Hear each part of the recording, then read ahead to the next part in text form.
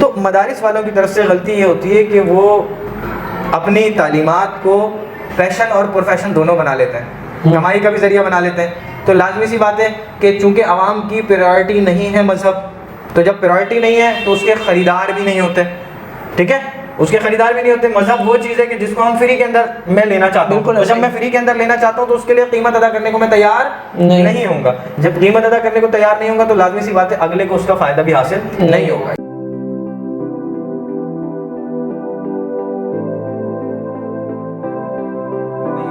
بالکل حسین بھائی.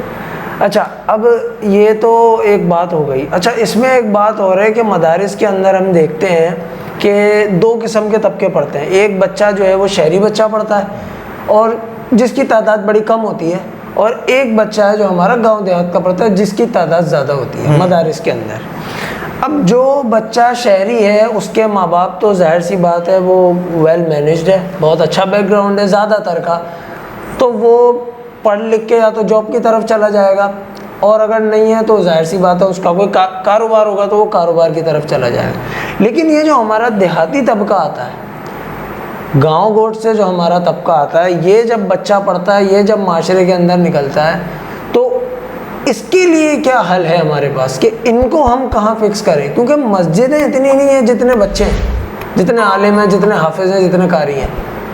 صحیح ہے، مسجدیں اتنی نہیں ہیں. سوال ہرگز ہم کسی پہ وہ نہیں کر رہے کہ ہم عالم نہیں بنا ہے، حافظ نہیں بنا ہے، بے شک بنا ہے، لیکن ان کے لیے پھر اس کے اندر آگے اپرچونیٹیز، موٹیویشن ہونی چاہیے اس کے لیے. بالکل ایسا. اچھا دیکھیں، دینی تعلیم جو تھی نا وہ بیسیکلی کمانے کے لیے تو تھی نہیں. بالکل ایسا ہی. عوام کی جو اس سے ریلیٹڈ سوچ ہے وہ ایک حد تک میں سمجھتا ہوں درست بھی ہے. اچھا اسامہ بھائی، سوال کاٹنے کے لیے معذرت، جیسے آپ نے مجھے بولا کہ دین کی جو تعلیم ہے یہ کمانے کے لیے نہیں ہے، ٹھیک ہے، آپ کی بات سمجھ میں آتی ہے، یہ اس کا ایک آپشن ہے.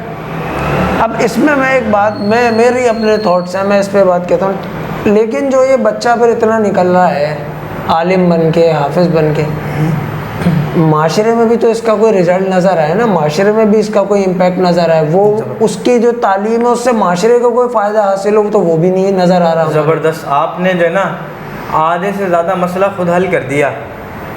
کیا کام کرتے ہیں آپ؟ کسی پروڈکشن کی فیلڈ میں ہیں. بالکل. ٹھیک ہے، کاروباری گھرانے سے تعلق رکھتے ہیں ماشاءاللہ. میں کیا کام کرتا ہوں؟ ایجوکیشن کی فیلڈ میں.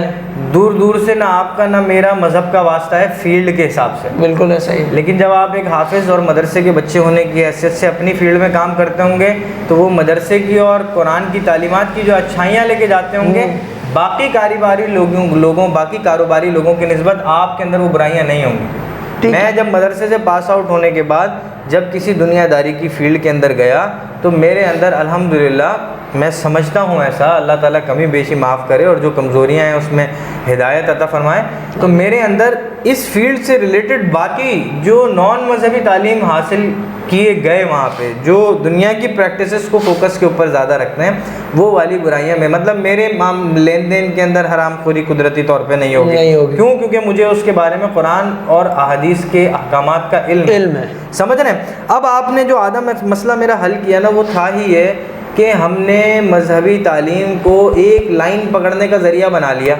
جس وقت چھوٹے ہوتے ہیں کاؤنسلنگ کوئی نہیں ہوتی، کیریئر کا پاتھ ہمارے سامنے واضح نہیں ہوتا، تو ہم سمجھتے ہیں کہ شاید 1 لاکھ بچے پاس آؤٹ ہو رہے ہیں تو 1 لاکھ مساجد کے اندر جا کے لگ جائیں گے. جبکہ علماء کرام اور ماشاءاللہ مفتیان کرام مخلوق ایسی ہوتی ہے کہ یہ ڈسپلیس بھی نہیں ہوتے.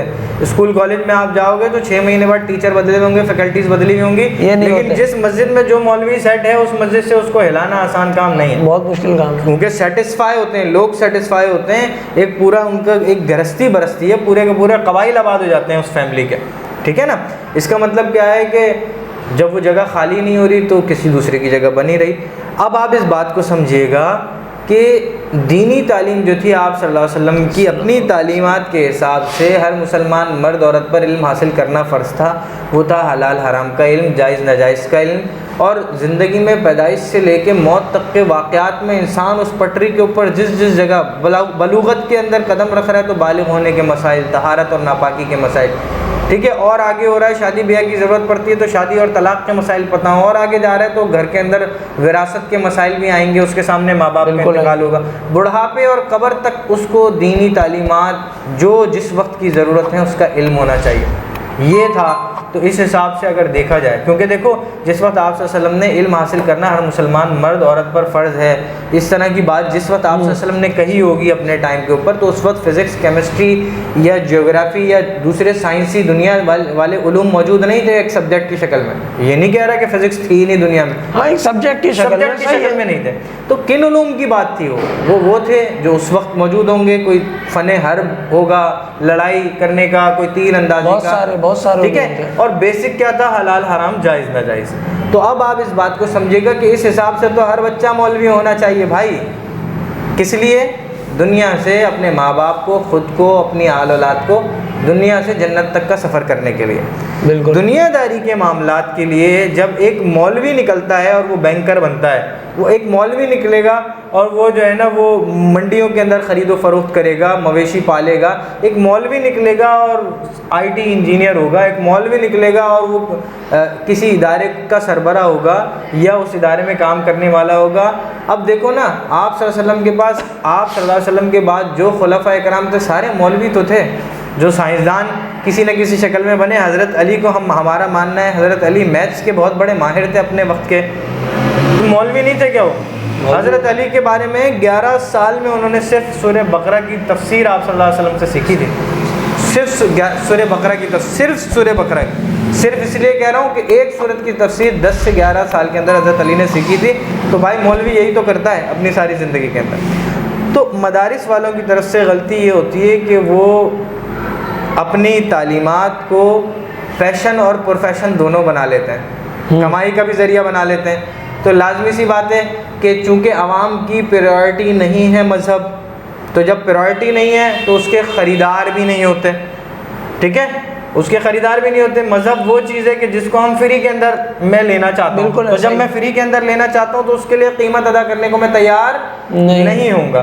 جب قیمت ادا کرنے کو تیار نہیں ہوں گا تو لازمی سی بات ہے اگلے کو اس کا فائدہ بھی حاصل نہیں ہوگا. یہ ہے علماء کرام کی کمزوری اور عوام کی میں نے آپ کو بتا دی کہ چونکہ ہمارے نزدیک پرائرٹی نہیں ہے. آپ پرائرٹی ہوتی تو آپ اپنے بچے کو بھی M S C, B S C, P H D کسی نہ کسی فیلڈ میں بنانے کے بجائے مولوی بناتے نا بھائی. پہلے آپ صلی اللہ علیہ وسلم کی تعلیمات کی اگر آپ کو اتنی فکر ہوتی ٹھیک ہے نا، یا تو آپ نے سمجھا نہیں یا آپ کی نظر میں اس کی کوئی ویلیو نہیں ہے، اتنی ویلیو نہیں ہے، کم ویلیو ہے.